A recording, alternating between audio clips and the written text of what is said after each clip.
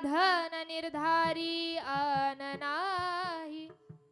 तुळसी माळ गळा गोपी चंदन टिळा, हृदयी कळवळा वैष्णवांचा. एका जनार्दनी ऐसा ज्याचा नेम, तो देवा परम पूज्य जगी. तुळसी माळ गळा गोपी चंदन टिळा, हृदयी कळवळा वैष्णवांचा. विठ्ठल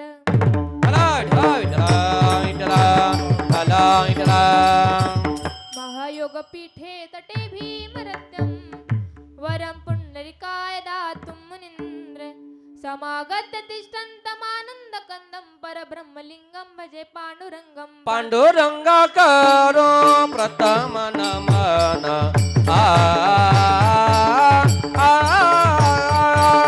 पांडुरंगा करो प्रथम नमन.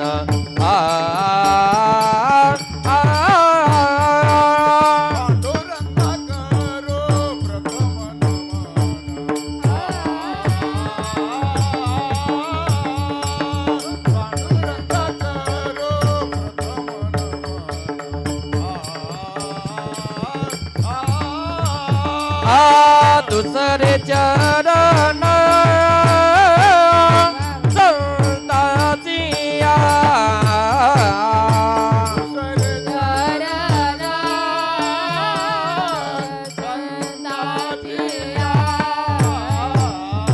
दुसरे चरण संताचिया.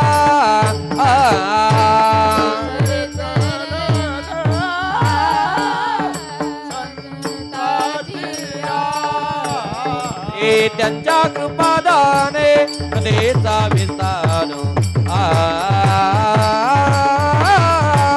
त्यांच्या कृपादाने गतीचा विस्तार. त्यांच्या कृपादाने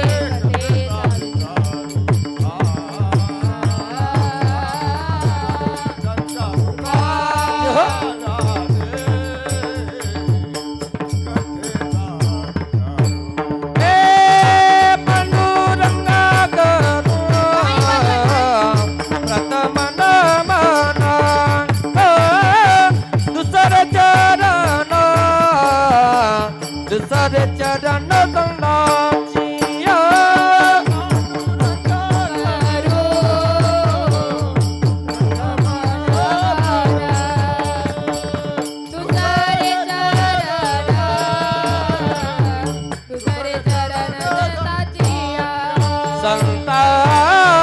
संताचिया.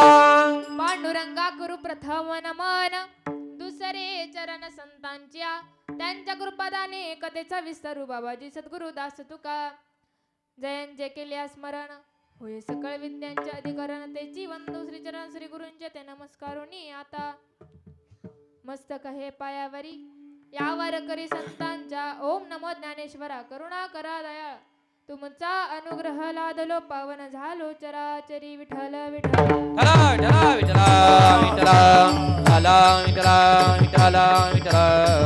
आवडे देवासी तो ऐका प्रकार, नामाचा उच्चार रात्रंदीन. तुळसी माळ गळा गोपी चंदन टिळा, हृदयी कळवळा वैष्णवांचा. प्रस्तुत प्राप्त प्रसंगी, प्राप्त स्थळी, प्राप्त वेळी कीर्तनरूपी सेवेकरिता निवडलेला घेतलेला अभंग.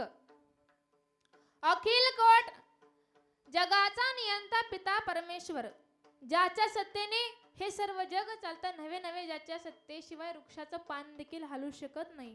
वृक्षाचे ही पान हाले ज्याची सत्ता, राहिली अनंता मग कुठे. ज्या भगवंताच्या सत्तेशिवाय वृक्षाचं पान देखील हालू शकत नाही, असा असणारा पांडुरंग परमात्मा. आणि त्या पांडुरंग परमात्म्याने या महात्म्याच्या घरी 36 वर्ष चाकरी करावी असा असणारा अधिकार ज्यांचा आहे ते संत श्री नाथ बाबा एकनाथ महाराज यांचा चार चरणाचा देवाची आवड आपल्या सर्व जीवांना सांगणारा अभंग आपण आजचे सेवेकरता निवडला. विठ्ठल विठ्ठल विठ्ठल विठ्ठल. बघा, कार्यक्रमाचं आयोजन नियोजन हे सर्वांना माहीत असलं तरी सुद्धा वक्त्याचं आद्य कर्तव्य आहे की कार्यक्रमाचा परिहार देणं. की परात्पर परमेश्वर परमरसिक भक्तवांचल दीनबंधू भक्तवांचल कल्पतरू भगवान श्री संत बाळूमामा आज मला वाटतं 9वा दिवस आहे, बरोबर ना? आज आपल्या या गोशाळेवरती खरं तर सांगायचं झालं तर आज खूप मोठं भाग्य लाभलं की पालखी सुद्धा आहे आणि शिवाय मामांच्या या दरबारामध्ये मला कीर्तन करण्याची संधी मिळाली. सर्वच श्री संत सद्गुरू बाळूमामा गोशाळा धर्मपुरी सर्व या गोशाळेचे असतील आणि आमचे सतीश भैया निटवे यांच्याकडून व तसेच आमचे समाधान दादा असतील, सर्वांकडूनच माझ्याकडे आलेली ही कीर्तन रूपी सेवा आणि या सेवेला आज सौंदर्य लाभलेलं. खरं तर सांगायचं झालं तर या कीर्तनामध्ये कितीतरी कीर्तनकार आहेत, कितीतरी वादक आहेत, कितीतरी गायक आहेत. असं कुठं पाहायला भेटत नाही, बरोबर ना? काय काय ठिकाणी हुडकून आणावे लागतात, परंतु आज इथं कितीतरी आहेत. आज मामांच्या दरबारामध्ये मला कीर्तन करण्याची संधी मिळाली. मज पामर आहे काय थोरपण पायीची वाहन पायी बरी. असो, माझ्या या वेळ कमी आहे, करेक्ट 8ला संपवा असे बोलले. म्हणजे वेळ कमी आहे, चिंतन आवरायचंय, सेवेला सुरुवात. विठ्ठल विठ्ठल विठ्ठल विठ्ठल विठ्ठल विठ्ठल विठ्ठल. बघा, अभंग आहे नाथबाबांचा. कोणाचा? नाथराय एकनाथ महाराज. एकनाथ महाराज या अभंगामध्ये सांगतात, आवडे देवासी तो ऐका प्रकार, नामाचा उच्चार रात्रंदिन. देवाला काय आवडतं, मामांना काय आवडतं? काय आवडतं? नामाचा उच्चार रात्रंदिन. सतत भगवंताचं नाव घेतलेलं हे देवाला आवडतं. आणखी देवाला काय आवडतं? तुळशी माळ गळा, गोपी चंदन टिळा, हृदयी कळवळा वैष्णवांचा. त्या भगवंताला गळ्यामध्ये पवित्रशी तुळशीची माळ धारण केलेली आवडते. आणखी देवाला काय आवडतं?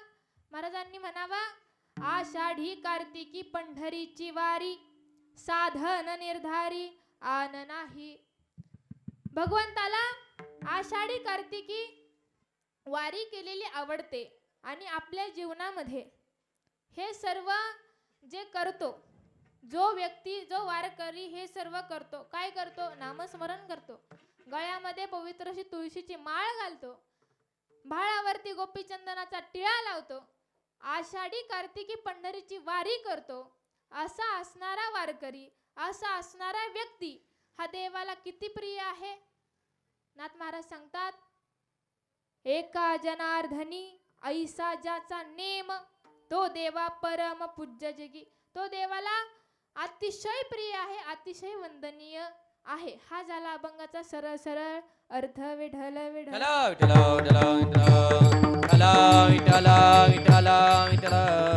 बघा, पाहायला गेलं तर आज ज्यांचा आपण अभंग घेतला, नाथ बाबांचा जर तुम्हाला थोडक्यात नाथ बाबांचा अधिकार सांगायचा झाला तर नाथ बाबांचा अधिकार काही सामान्य नाही. सकल संता माझी राजा स्वामी एक राम. आपण देवाला जाऊन उपकार करत नाही, देवावरती आपण उपकार करत नाही. आपल्या घरी मला सांगा, 1 तास देव राबतो का? राबतो? बर, देवाचं जाऊ द्या, तुम्ही दुसऱ्याच्या घरी जाता का फुकट राबायला? हा, 1 तासाचं किती हाजरी घेता सांगा बर. कोणी कुणाच्या घरी फुकट राबत नाही, परंतु देव नाथरायांच्या घरी 36 वर्ष राबले. काय केलं? 12 वर्ष चंदन घासलं, 12 वर्ष कपडे धुतले आणि 12 वर्ष कावडीने पाणी वाहिलं. कावडीने पाणी ज्या घरी चक्र पाणी वाहे. ए कावडीने पाणी ज्या घरी चक्र पाणी वाहे. कावडीने पाणी ज्या घरी चक्र पाणी वाहे. ए कावडीने पाणी ज्या घरी चक्र पाणी वाहे. अनन्य भक्ती भावे निळावंत त्याचे पाये. अनन्य भक्ती भावे निळावंत त्याचे पाये. ओ वाळू आरती माझा स्वामी एकनाथ. ओ वाळू आरती माझा स्वामी एकनाथ. आनंद भक्ती भावे वंदित्याचे पाये. हे आनंद भक्ती भावे वंदित्याचे पाये. आरती माझा स्वामी एकनाथ. वाळू आरती माझ्या स्वामी एकनाथा. कावडीने पाणी ज्या घरी चक्र पाणी वाहे. अनन्य भक्ती भावे निळा वंदी त्याचे पाये. द्वारकेची मूर्त एकनाथा घरी आणि पाणी वाहे हरी कावडीने. देवाने नाथरायांच्या घरी कावडीने पाणी व्हावं. बर, नाथरायांच्या घरी एवढी चाकरी केली. देव कोणाच्या पण घरी असं जात नाही.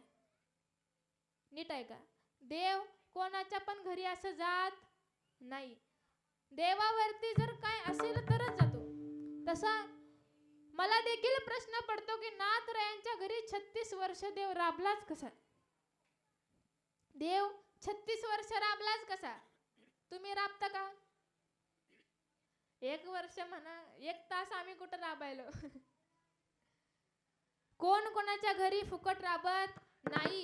परंतु भगवंताचं देखील तसंच आहे. देशी तेव्हा घेसी ऐसा अससी उदार. देव आधी घेतो आणि मग देतो. तसं नाथरायांचं देखील, नाथरायांचे पूर्वज भानुदास महाराज ज्या वेळेस विजापूरचा राजा कृष्णदेवराय, कोण? विजापूरचा राजा कृष्णदेवराय, कर्नाटक राज्यामध्ये विजापूर येतं. तर त्या विजापूरचा राजा कृष्णदेवराय, त्या राजाने एक दिवस पंढरपूरला यायचं ठरवलं. पंढरपूरला आला आणि त्या देवाचं रूप पाहिलं. देवाचं रूप पाहिल्यानंतर इतका त्या देवाच्या रूपाला मोहून गेला. अगदी त्याला ते रूप एकदम, त्याचा जीव जडला त्या रूपावरती देवाच्या. आणि त्यावेळेस त्याने ठरवलं, त्या क्षणी त्याने ठरवलं की देवाला आता इथून आपल्या घरी घेऊन जायचं. ह्या विटेवरच्या देवाला, पंढरपूरच्या देवाला आपल्या विजापुरात घेऊन जायचं. सेवकऱ्यांना सांगितलं, देवाला घेतलं आणि विजापूरला गेला. विजापूरला गेल्याच्या नंतर तिथं देवाला सोन्याच्या ताटात जेवण होतं. परंतु देवाला तिथं काही करमनासं झालं. देवाला तिथे काही करमत नव्हतं. इकडे वारकरी जर एकादशीला यायचे, परंतु देवाचं दर्शन होतच नसायचं. देव तिथं नाही, देव विजापूरला. इकडे वारकरी देखील काही सर्व अस्वस्थ होते. आषाढी वारी जवळ आली. सर्वांना चिंता पडली की आता देवच इथं नाहीत, मग वारी कसं होणार, कसं काय? त्यावेळेस भानुदास महाराज यांनी सर्व वारकऱ्यांचा कळवळा जाणून घेतला.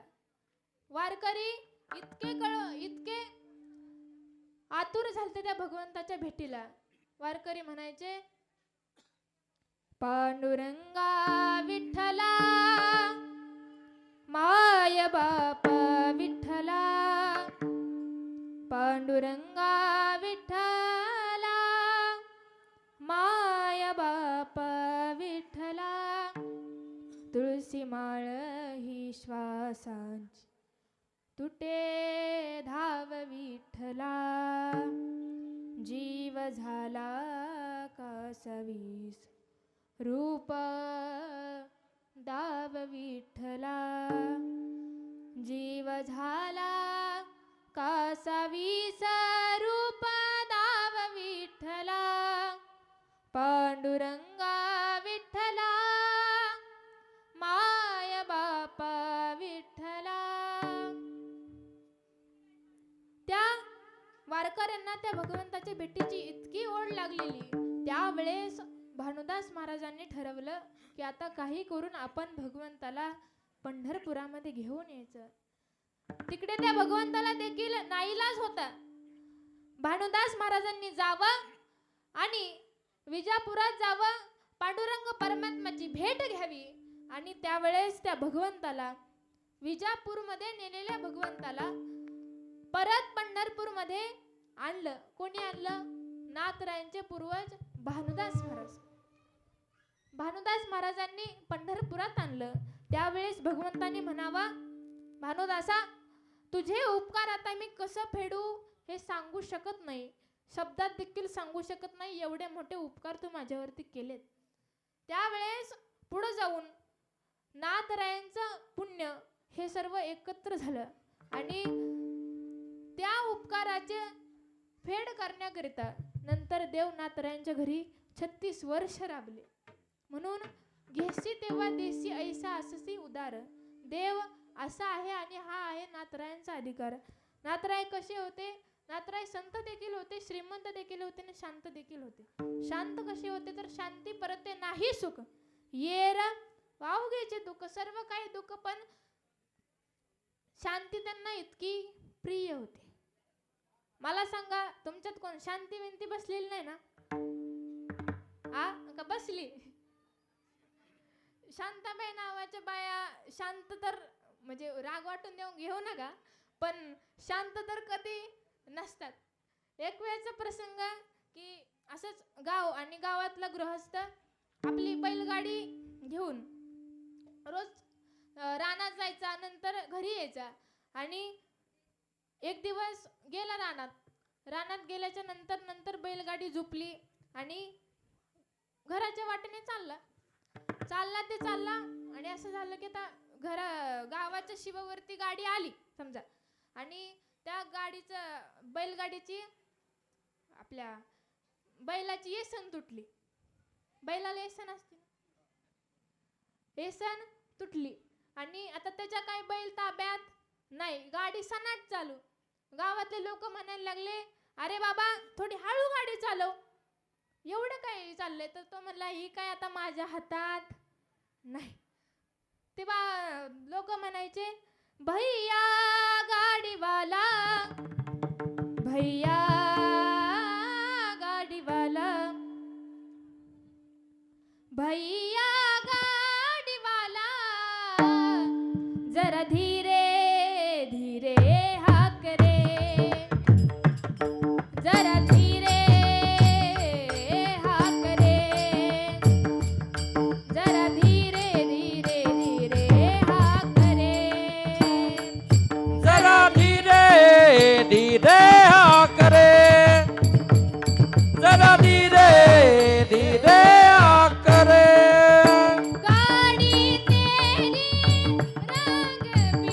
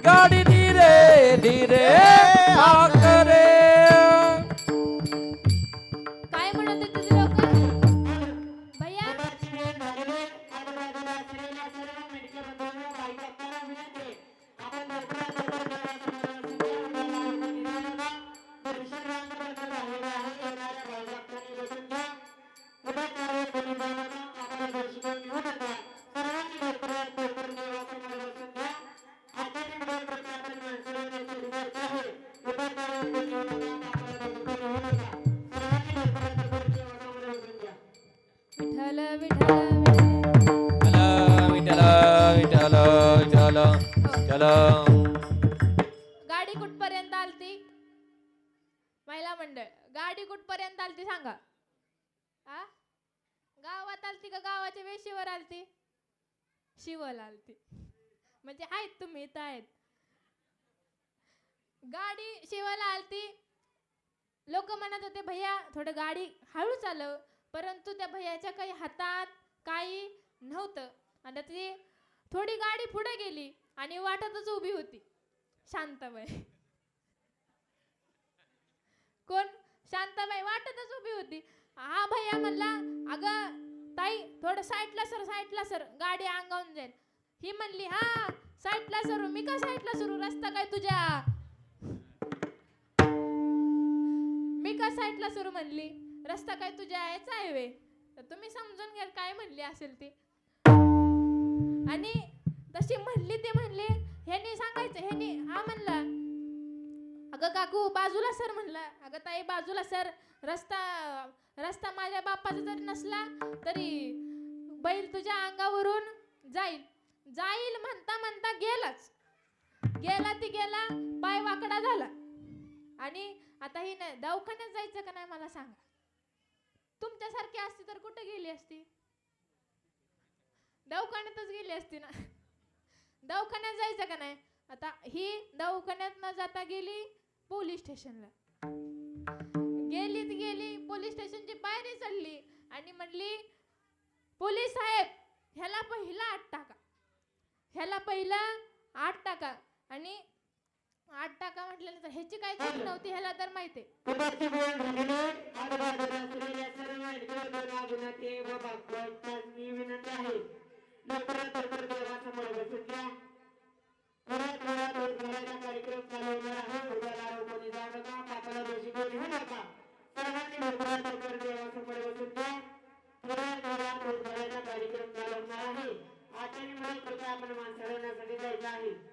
विठ्ठल विठ्ठल विठ्ठल विठ्ठल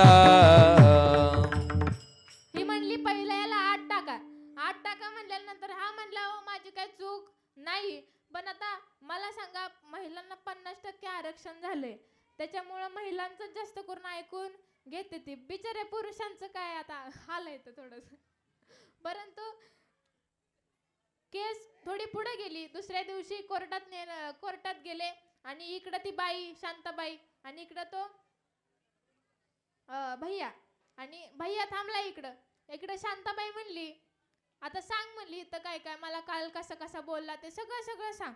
आता मग हा चांगला आलता हे करून, चांगला म्हणजे काय काय बोलायचंय ते सगळं विचार करून आलता. आता जज साहेब म्हणले काय रे तुझं नाव काय? तर हा म्हणला नाव सांगायचं का नाही? हा म्हणला भुईंग. काय म्हणला? तुझ्या गावाचं नाव काय? हा म्हणला भुईंग. तुझ्या तालुक्याचं नाव काय? म्हणला भुईंग. जज साहेब थोडा ह्याच्यात पडला की नेमकं किती भुईंग आहेत. पण आता ही असं भुईंग करायला लागलं. इकडे शांताबाईचे पायाच्या वर मस्तकात गेली आणि म्हणली हा आता ह्याला भुईंग करायला येते. काल मस्त म्हणत होता अगं काकी बाजूला सर गाडी अंगावून जाईल, पण मीच सरली नाही. मीच म्हणली रस्ता काय तुझ्या बापाचा?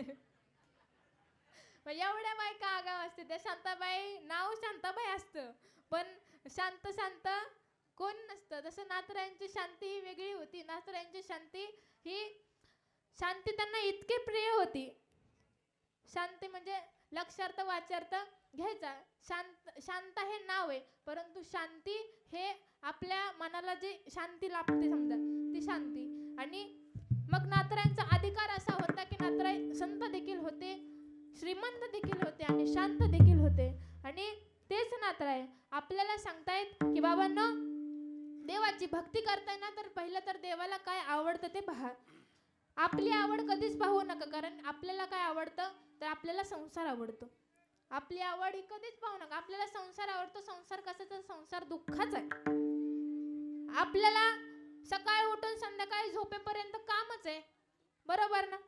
संध्याकाळी झोपेपर्यंत कामच आहे, परंतु आपली आवड म्हणून कधी पाहायची नाही. परंतु त्या संसारातून सुद्धा त्या देवाला जे आवडतं ते करा.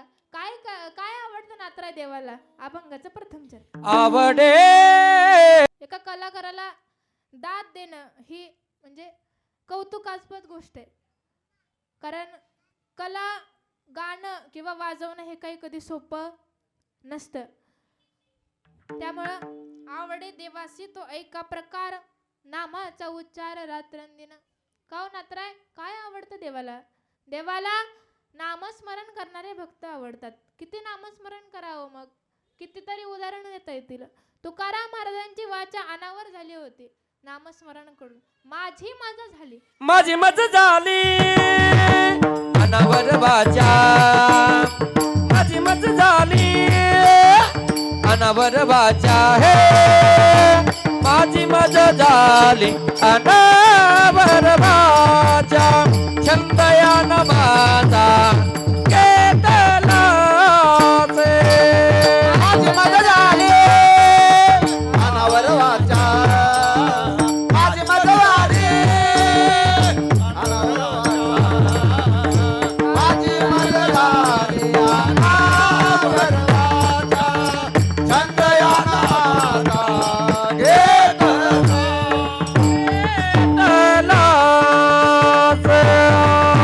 माझी मजा झाली अनावर वाचा आणि छंद या नामाचा घेतला से. तुकोबरायांची वाचा इतकी अनावर झाली होती, इतकी अनावर झाली होती की तुकोबरायांची सतत म्हणजे बसल्या क्षणी सुद्धा तुकोबराय विठ्ठल विठ्ठल बोलायचे. तुकोबरायांना म्हणावं, तुकोबराय तुम्ही विठ्ठल विठ्ठल सतत का म्हणता? तुकोबरायांनी म्हणावं, माझी वाचा ही अनावर झालेली आहे. एवढं नामस्मरण करता आलं पाहिजे. तुम्ही म्हणाल ताई आम्हाला सकाळपासून कामच असतं, मग आम्ही कसं करायचं नामस्मरण? मला सांगा. नामस्मरण करायला काय एकाच ठिकाणी देव म्हणतात का बस म्हणून? म्हणतात का? मग आपण केलं पाहिजे की नाही केलं पाहिजे? आवाज येऊ दे थोडंसं. केलं पाहिजे की नाही केलं पाहिजे? केलं पाहिजे. आपण करतो का मग? कसं आहे, केलंच पाहिजे. नुसतं केलं नाही पाहिजे, केलंच पाहिजे. नामस्मरण हे केलंच पाहिजे. दिवसातून संसारात आपल्याला तुम्ही म्हणताय वेळ भेटत नाही, परंतु कामामध्ये काम काही म्हणा, राम राम या आपल्याला काम करत सुद्धा आपण राम राम म्हणू शकतो. आपल्याला सवय नाही तर बसले रानात की मग का ग हिजाज हे झालं, हिजाज ते झालं, असं म्हणजे वाईट नका वाटून घेऊ. पण असं चालतं, बरोबर आहे ना? पण त्याच्या व्यतिरिक्त जर तुम्ही तुमच्या समजा मैत्रिणीला म्हणला की बाई चला आता आपण बाळूमामाचं गाणं म्हणू, तर काय वाईट आहे यात सांगा बरं? वाईट आहे का काय? काय वाईट नाही. जेवढं देवाचं आपण नामस्मरण करू तेवढं पुण्य हे आपल्याला येतं, आपल्याला तेवढं लागतं. हरिमुखे म्हणा, हरिमुखे म्हणा, आणि पुण्याची गणना कोण करी? म्हणून आपण भगवंताचं ते देवाचं नामस्मरण हे केलं पाहिजे. विठोबा जय जय बाळूमामाच्यासाठी हे भंडारा कपाळी हाती गोकर्ण काठी, भंडारा कपाळी हाती गोकर्ण काठी, राखीतो मेंढर बाळूमामाच्या गाठी, राखीतो मेंढर बाळूमामाच्या गाठी. हे करोनी तयारी बांधलं गंडोळ, गणपती बाप्पा गाडी हाकतो या पुढं. करुणा तयारी बाई बांधल गाठोड, गणपतीला या गाडी हाकतो तोरा. हौस मला मोठी आदमापूरला जायाची, हौस मला मोठी बाळूमामा पायाची, आणि गाडी घुंगराची आली बाळूमामाची, गाडी घुंगराची आली बाळूमामाची. हे गाडी घुंगराची आली बाळूमामाची, गाडी घुंगराची आली बाळूमामाची, गाडी घुंगराची आली बाळूमामाची, गाडी घुंगराची आली बाळूमामाची, गाडी घुंगराची आली बाळूमामाची, बाळूमामाची, बाळूमामाची. बला बला बाळूमामाच्या नावानं. बला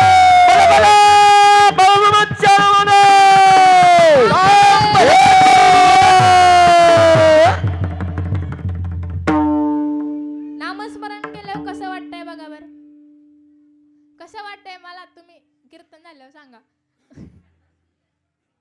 मस्त वाटतंय ना. आपण रोज नामस्मरण केल्यावर कसं वाटेल मग. त्यामुळं भगवंताचं नामस्मरण करायचं. बाळूमामांना देखील नामस्मरण करणारे भक्त खूप आवडतात. तुम्ही जर कधी, आता तुम्ही रोज इथं येताय, परंतु येताय तर फक्त एकाच भावनेने या. बाळूमामांकडे इथे येऊन कधी काही मागू नका. का मागू नका?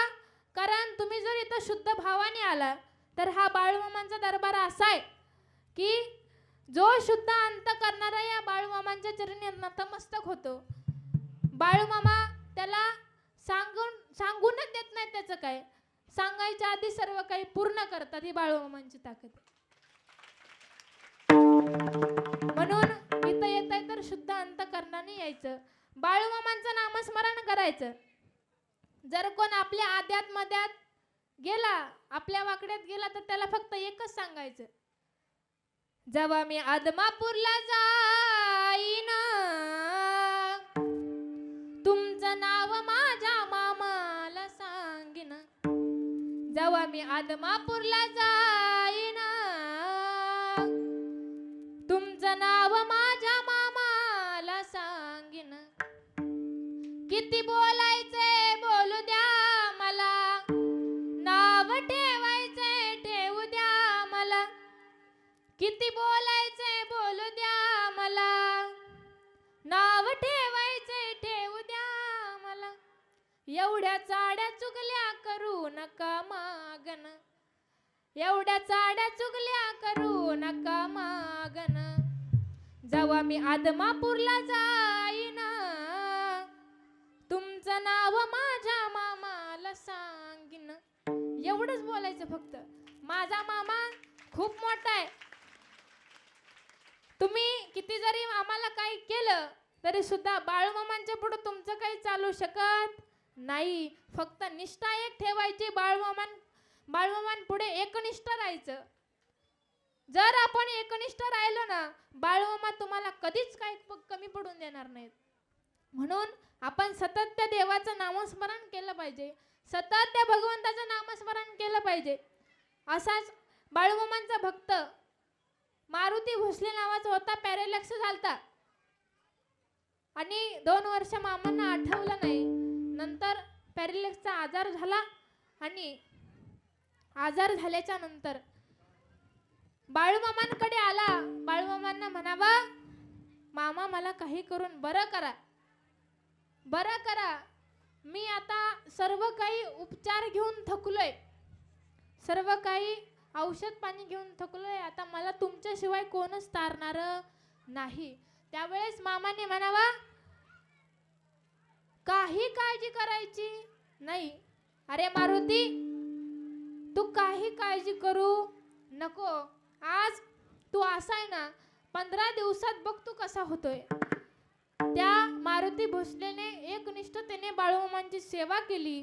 बाळूमामांनी ज्या दिवशी तो बाळूमामांकडे आला त्या दिवशी बाळूमामांनी सांगावा, आज कन्या आणि आंबिलाचा बेत झाला पाहिजे.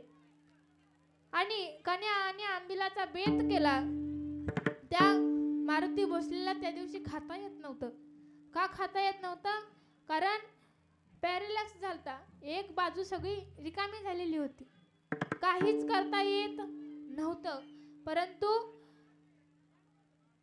त्याच्यात त्या कन्या आंबिलानं थोडा थोडा फरक होत गेला आणि महिन्याभरात तो आधीच्या सारखा पूर्णपणे जसा आधी होता तसा ठणठणीत झाला. आणि त्यावेळेस बाळूमामांनी त्याला म्हणावा, अरे मारुती, आज आपले मेंढरं घेऊन तू जा. त्यावेळेस मारुतीने म्हणावं, मामा चालतंय, तुमचा आदेश आहे, मी जाणार. मेंढकऱ्यांनी म्हणावं, अरे कशाला जातो मारुती, आता तर तुझी कुठं तब्येत बरी झाली. परंतु मामांनी शब्द टाकलेला होता, त्या मारुतीने जावं, मेंढरांना घेऊन जावं. बाळूमामांनी आपल्या हातातील काठी त्या मारुतीला दिली आणि मेंढर राखण्याकरिता तो गेला. मेंढरा राखत राखत तो बाळूमामांचं नामस्मरण करत होता. काय म्हणत होता? बाळू मामा माझी जिंदगी तुमच्या नावावर, जीवा जीवा आहे तोवर, जीवा जीवा आहे तोवर, कलियुगाचा पाहुणा आहे मी गरीब, बाळू मामा माझी जिंदगी तुमच्या नावावर, लेवणी भाळावरती भंडाऱ्या चलेना, भंडाऱ्याच्या रूपान तू दिल मला सोन, कृपा तुझी माझ्यावरी, भीती नाही मला तोवरी, कलियुगाचा पाहुणा आहे मी जोवरी, बाळू मामा माझी जिंदगी तुझ्या नावावर. बाळूमामांना म्हणावं, बाळूमामा तुमच्यामुळं मी आज असं आहे. त्यांनी बाळूमामांचं नामस्मरण करावं. मला तुम्हाला सांगायचंय काय की आज तुम्ही सुद्धा इथं ज्या ज्या तुमच्या भावना घेऊन येत आहे, जी जी तुमचे दुःख घेऊन येत आहे, बाळूमामा ते नक्कीच तुम्ही न सांगता बाळूमामांना सगळं कळतं आणि त्यामुळे फक्त एकनिष्ठतेने या. तसं आला तरच बाळूमामा नक्की तुम्हाला फळ देतील. आज आपलं भाग्य आहे की आपण या सोलापूर जिल्ह्यात या माळशिरस तालुक्यात राहतोय आणि शिवाय आपण सर्व इथं आसपासच आहोत. कारण काही लोक आदमापूरला जातात, पण मला आज इथं सांगू वाटतंय की ज्यांना कोणाला आदमापूरला जाणं होत नाही त्यांनी सरळ इथं यायचं. कारण आदमापूरला जो देव आहे तोच देव इथं आहे, परंतु त्या भावाने इथं यायचं. जो आदमापूरला ज्यांना जाणं होत नाही किंवा आदमापूरला जाऊच नका, कारण आज आदमापूरचा देव आज इथं तुमच्या शेजारी आलाय. चला चला व सगळे चला, झाला आनंद मनाला, झाला आनंद मनाला, बोल का मामा भेटला, चला जाऊ गोशाळेला, बोल का मामा भेटला, चला जाऊ गोशाळेला.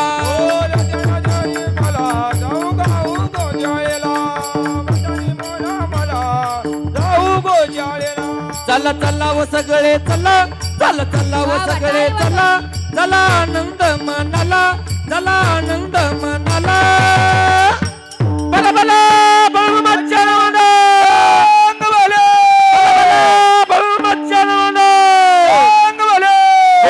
मामा भेटला, चला जाऊ गोशाळेला, बोल का मामा भेटला, चला जाऊ गोशाळेला.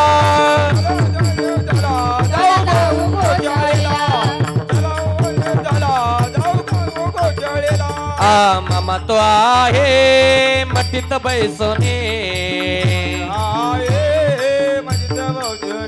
ए भंडार धोप्याचा वास येतो कोटोने, ए आदमापूरचा राजा, आदमापूरचा राजा आला गोशाळेला, आला गोशाळेला. बोल का मामा भेटला, चला जाऊ दर्शनाला, बोल का मामा भेटला, चला जाऊ दर्शनाला, बोल का मामा भेटला, चला जाऊ गोशाळेला, चला जाऊ दर्शनाला, चला जाऊ दर्शनाला. बला बला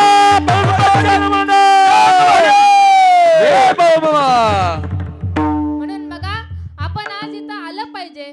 जर जिथं जेव्हा जेव्हा इथं कीर्तन आहे तेव्हा तेव्हा आपण इथं आलं पाहिजे आणि जेवढं आपल्या या गोशाळेला सहकार्य करता येईल तेवढं केलं पाहिजे. आपल्या या गोमातेची जेवढी सेवा करेल तेवढं अतिशय चांगलं आहे. कारण गोमातेची सेवा करायला कितीतरी जण तरसतात. आमच्या जर पुण्यातली गोष्ट सांगायची झाली तर आजकाल लोक गोमातेची सेवा करायला वेळ काढून जातात, परंतु मला सांगायचंय की आपल्या इथं गोशाळा आहे, आपण सुद्धा इथं सेवा केली पाहिजे. बाळूमामा आपल्याला नक्कीच काहीतरी फळ देणार. आपल्या या गोशाळेला फुल नाही फुलाची पाकळी आपण चारा दिला पाहिजे किंवा आणखी काय आपण या गोशाळेसाठी केलं पाहिजे, कारण आपलं इथं भाग्य आहे, आपण इथं जवळ राहतोय आणि आपले इथं मामा आलेत. आणि म्हणून बघा टाइम जात चाललेला आहे, वेळेची मर्यादा आहे. आणि येता मती येता अवकाश, ज्याप्रमाणे मला बाळूमामांनी बुद्धी दिली त्याप्रमाणे कीर्तन करण्याचा प्रयत्न केला. या कीर्तनासाठी आज उपस्थित असणारे सर्वच दिग्गज गायक, दिग्गज वादक, दिग्गज कीर्तनकार सर्वच आज इथं उपस्थित आहेत. असं झालं की कोणाकोणाची नावं घेऊ, कारण अतिशय सुंदर मृदंग वादक आमचे समाधान दादा आहेत व तसेच आमचे तुषार दादा आहेत, तसेच सागर महाराज आहेत, अतिशय उत्कृष्ट कीर्तन करतात. व तसेच आमचे गायक बाबा सचिन महाराज आहेत, सचिन महाराज विनेकरी बाबा आहेत. सर्वच टाळकरी सर्वांच्या चरणी नतमस्तक होते. ज्यांनी आज मला इथं बोलवलं असे असणारे सतीश भैया असतील व तसेच आमचे समाधान दादा असतील, सर्वांच्या चरणी नतमस्तक होते. अतिशय उत्कृष्ट ज्यांनी मला आवाज देण्याचं काम केलं, ज्यांच्यामुळे आज माझा इतका सुंदर आवाज तुमच्यापर्यंत पोहोचतोय, असे असणारे आमचे सौरभ दादा, त्यांच्या सुद्धा चरणी नतमस्तक होते. उत्कृष्ट अशी साऊंड सिस्टीम लावली. माझ्याबरोबर आलेले माझे वडील, त्यांच्या चरणी नतमस्तक होते. तुमच्या सर्वांच्या चरणी नतमस्तक होते. ज्यांचं नाव राहून गेले ते महादेव, त्यांच्या चरणी नतमस्तक होते. आणि झालेली कीर्तन रूपी सेवा ही मामांच्या चरणी समर्पित करते. ज्ञानेश्वर माऊली ज्ञानराज माऊली तुकाराम, ज्ञानेश्वर माऊली ज्ञानराज माऊली महाराज ज्ञानेश्वर माऊली ज्ञानराज माऊली महाराज ज्ञानेश्वर माऊली ज्ञानराज माऊली तुकाराम तुकाराम